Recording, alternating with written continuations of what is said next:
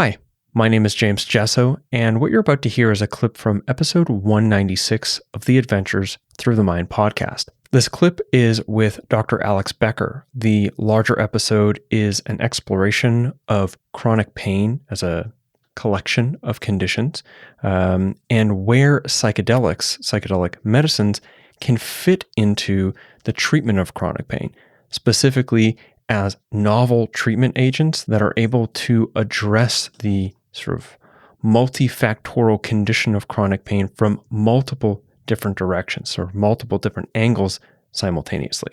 This clip specifically addresses the default mode network, as Dr. Bekker will explain, and how chronic pain can be described as the result of maladaptive neuroplasticity.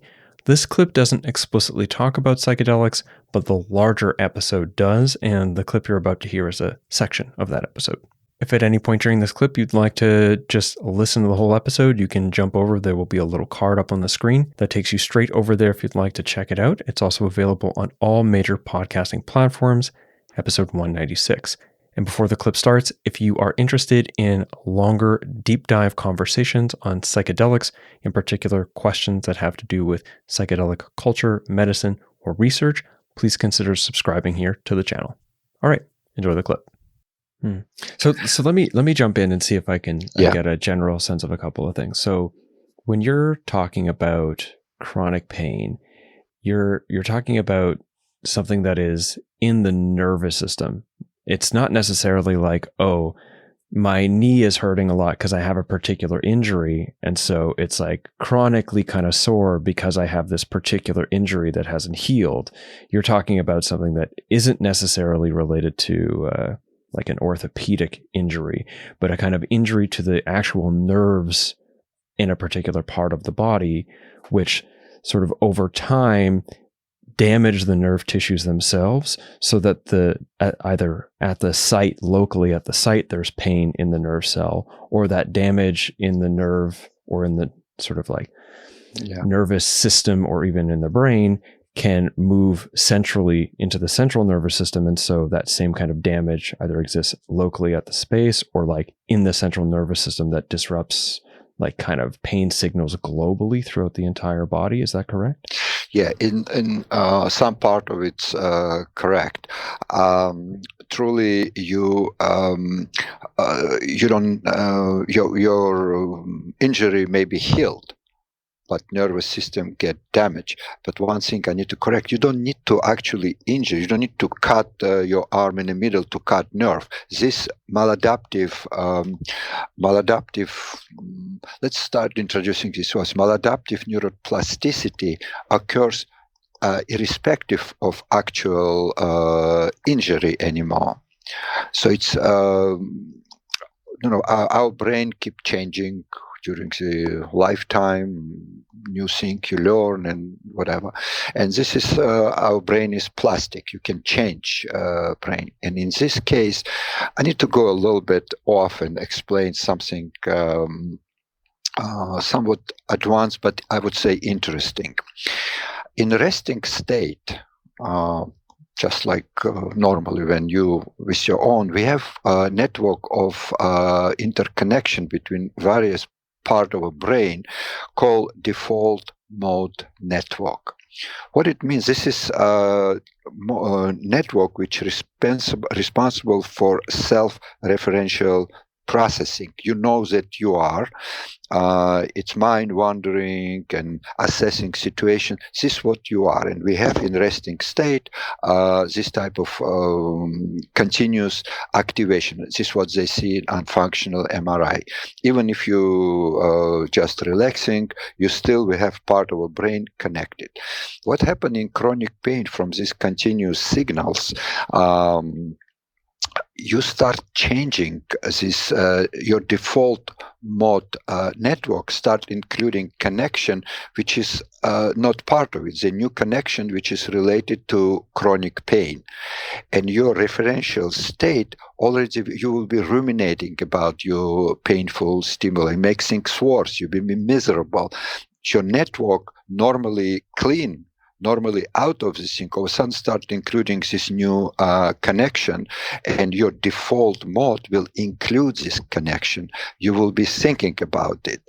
So let me give you another example. Let's say you have some pain, I don't know, toothache, and then you're watching a movie for 2 hours.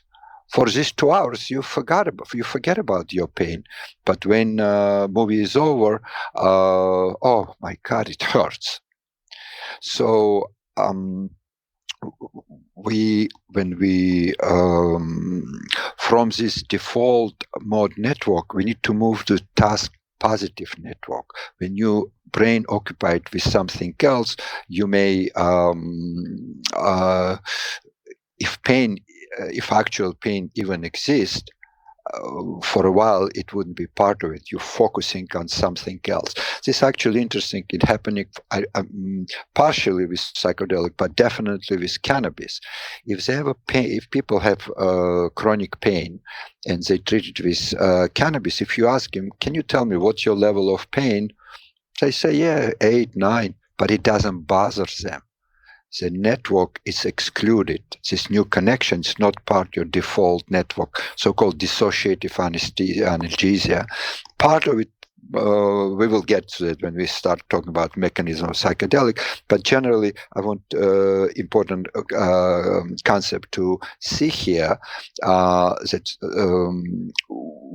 our default mode network includes abnormal connection in chronic or neuropathic pain patient, and we need to figure out how to break it. So I'm hearing you talking about these sort of like, it's almost like multimodal chronic pain. So you may have an injury associated with the pain signals, or that injury might be gone, but nonetheless, there's a damage that happens to the nerve tissues, either in the peripheral nervous system, which I'm interpreting as kind of like locally, or it can move to the central nervous system, in which case it's like you have a global sort of dysregulation of pain signals, and that over time can sort of, through neuroplasticity, change the sort of like way your brain, the way you think about yourself, the way your just like general default perception is including or excluding pain, such that you might like remap your sense of self to be sort of centralized around the ongoing perception and impact of pain, which would mean now it's not just a physical experience of damage to the nerves, it translates out into a psychological experience of like how we perceive ourselves in our lives and our ability to do things. Because if I can speak from personal experience, like if I have pain, it's very hard to focus on something or to think about things positively if I'm constantly experiencing pain. And so in a chronic pain condition, I hear you kind of saying there's this nervous system aspect, peripheral or central. There's this inflammatory aspect, which I assume sort of compounds the nerve pain. And then you have this kind of remodeling of neural networks to sort of include this pain and its impact psychologically, and then of course behaviorally and socially, in the sort of like networks that are kind of like at the root of who we experience ourselves as being when we're not engaged in a particular task. Is that about right?